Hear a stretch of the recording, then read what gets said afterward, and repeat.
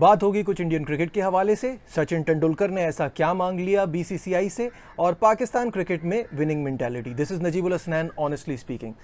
Indian cricket में there is absolute clarity regarding Gautam Gambhir के ये इस वक्त गौतम गंभीर का एरा चल रहा है, ये उनका दौर है। और चाहे प्लेयर्स को लेके इतनी क्लैरिटी ना हो कि कौन टीम में जगह बनाएगा और कौन नहीं, क्योंकि दुलीप ट्रॉफी के बाद पता चलेगा। वो सारे प्लेयर्स खेलेंगे, जो अच्छा करेगा वो टीम में आएगा, जो नहीं करेगा वो ये मौका गवा देगा। लेकिन ये बात सबको पता है कि ये गौतम गंभीर का दौर है। और अगर आपको याद हो तो मेरी इनिशियल वीडियोज़ में से एक वीडियो में मैंने आपसे कहा था कि वो इस कदर लाडले हुए हैं बीसीसीआई के कि वो जो मांग रहे हैं उनको मिल रहा है, और पूरा कोचिंग पैनल उनकी मर्जी का आया है। उस वक्त एक बंदे की डिमांड की थी उन्होंने, वो रह गया था, वो थे Morne Morkel, former South African fast bowler, और अब वो भी एज बॉलिंग कोच टीम में अपनी जगह बनाने में कामयाब हो गए हैं। यानी 1 to all जो शर्तें थीं गौतम गंभीर की वो पूरी हुई हैं, जो उनकी डिमांड्स थी वो बीसीसीआई ने पूरी की है। और तो इसमें कोई शक नहीं है कि ये जो दौर है वो गौतम गंभीर का है। अब इंडियन क्रिकेट में इस वक्त क्या चल रहा है, तो चल रहा है दुलीप ट्रॉफी, जो कि 5 सितंबर से शुरू होगी। और इसमें बड़ा सिंपल है, 4 टीमें हैं। इंडिया ने बड़े सिंपल अपने नाम रखे हैं, A B C D, India A, India B, India C, India D. और उसमें जो है इस पे इतना जोर दिया गया है कि तमाम क्रिकेटर्स को दुलीप ट्रॉफी खेलनी है। ये प्रेशर गौतम गंभीर की तरफ से भी आ रहा है। देखिए, उन्होंने तो पहले एक बात कही थी कि जो किसी भी वजह से टीम से बाहर होगा, चाहे वो इंजरी हो, चाहे वो फॉर्म हो, वापस आने के लिए डोमेस्टिक क्रिकेट खेलनी होगी। और अब इसी तरह से ये जोर दिया जा रहा है दुलीप ट्रॉफी के लिए। लेकिन अभी रिसेंटली एक बात हुई है कि कुछ प्लेयर्स को इससे रिलीव दिया जाएगा, जिसमें बुमराह हैं, हार्दिक हैं, रोहित हैं, विराट हैं, अश्विन हैं।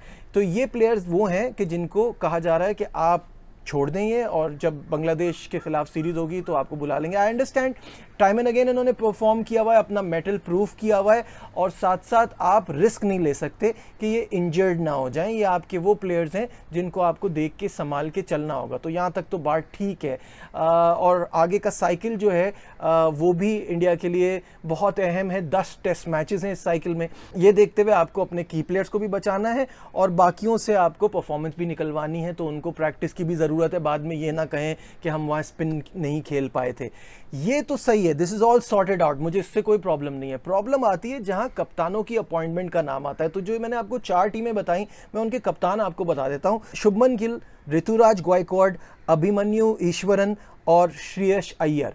ये 4 कप्तानों के नाम सुनने के बाद ना जो मुझे सबसे बड़ा शॉक लगता है वो लगता है ऋषभ पंत का नाम इनमें नहीं है। अगर पंत कप्तान नहीं है, दैट मीन्स कि आपने उनको आगे टेस्ट क्रिकेट में भी कप्तानी के लिए कंसिडर नहीं किया है, विच इज शॉकिंग। जिस टीम में वो खेल रहे हैं, अभिमन्यु ईश्वरन उसके कप्तान है, इंडिया बी। और ये एक अजीब सी बात है, क्योंकि हम पंत के लिए बार बार एक ही बात करते हैं कि पंत ने जो है वो अपनी टेस्ट क्रिकेट वाली फॉर्म जो है, वो अपना टेस्ट क्रिकेट वाला स्टाइल वो लिमिटेड ओवर्स में नहीं यूज़ कर पा रहे। वहाँ वो बेहतरीन है, वहाँ वो इररिप्लेसेबल हैं। और he has scored a test century in all Sena countries as a wicket keeper, the only one। तो मुझे समझ नहीं आ रहा कि ये कंसिडरेशन उनके लिए क्यों नहीं आ रही। साथ साथ इसमें आप देख रहे हैं केएल राहुल का नाम भी नहीं है। तो ये जो 4 कप्तान हैं उनमें से ये 2 कहीं भी प्लेस हो सकते थे। केएल राहुल भी शुभमन गिल की टीम में हैं, तो फिर तो कप्तानी का सवाल ही नहीं पैदा होता।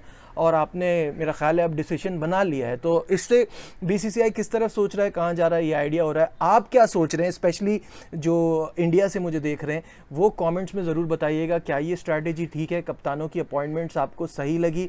क्या पंत और केएल राहुल का कप्तान ना होना मेरी तरह आपको भी हैरान कर रहा है?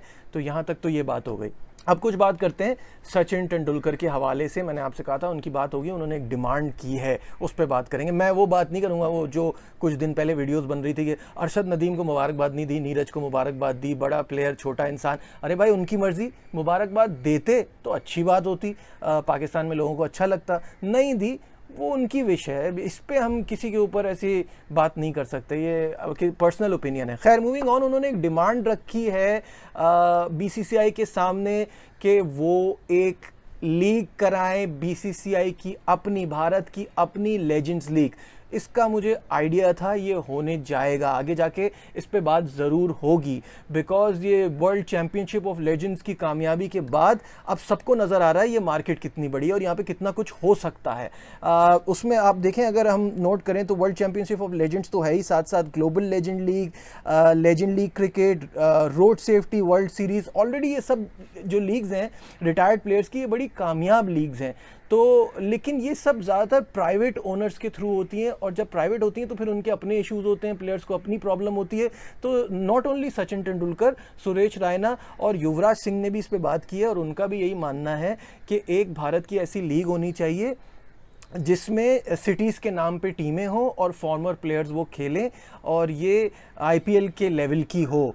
तो मैंने जो हमारी खबरें आ रही हैं, जो हमें पता चल रहा है वो ये है कि इनसे बात की गई है और इनको कहा गया है कि इस बारे में हम डेफिनेटली सोच रहे हैं। एक पॉजिटिव रिस्पांस आया है, तो आगे जाके ये हो सकता है, ये पॉसिबल है, but it will take time. अब जल्दी से पाकिस्तान क्रिकेट के हवाले से बात कर लेते हैं, और वो जो अग्रेशन की हम बात करते हैं ये साबित हो गया है वो सिर्फ बातों की हद तक ही है। There is no actual aggression, बहुत डिफेंसिव हमारी सोच है, और इस सोच की वजह से शाहीन के हाथों से जीता हुआ मैच निकल गया। आप सबको पता है कि 4 डे मैच था पाकिस्तान शाहीन का बांग्लादेश ए से, उसमें हमने 122 पर ढेर कर दिया था बांग्लादेश ए को, और उसके बाद अच्छे स्कोरिंग रेट से स्कोर करने के बावजूद और एक अच्छी लीड लेने के बावजूद हम बैटिंग करते ही रहे, हमने डिक्लेयर ही नहीं किया, जबकि हमको ये भी मालूम था कि तीसरे दिन बारिश होनी है, और वही हुआ जिसका डर था। पूरा दिन बारिश हुई, एक बॉल नहीं हुई, और उसके बाद चौथे दिन भी सिर्फ 39.2 ओवर्स का गेम हुआ। मज़े की बात यहाँ है कि उन 39 ओवर्स में आपने बांग्लादेश के 5 खिलाड़ियों को निपटा दिया।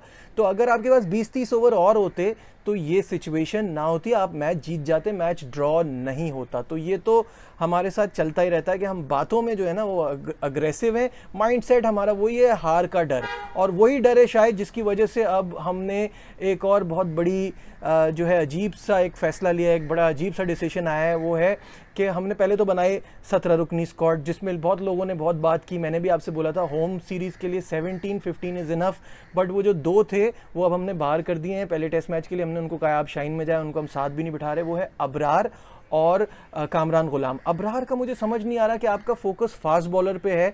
मैं मानता हूँ आपने सोच लिया है कि वहाँ इतनी स्पिन नहीं होगी, और साथ साथ बांग्लादेश को हम फास्ट बॉलर से हमेशा टैकल करते हैं, बट एक अच्छा स्पिनर, क्वालिटी स्पिनर होना चाहिए था। आप क्या सोचते हैं? कमेंट्स में ज़रूर बताइएगा। लाइक, शेयर, सब्सक्राइब, देखते रहिए Najibul Hasnain honestly speaking. Bye.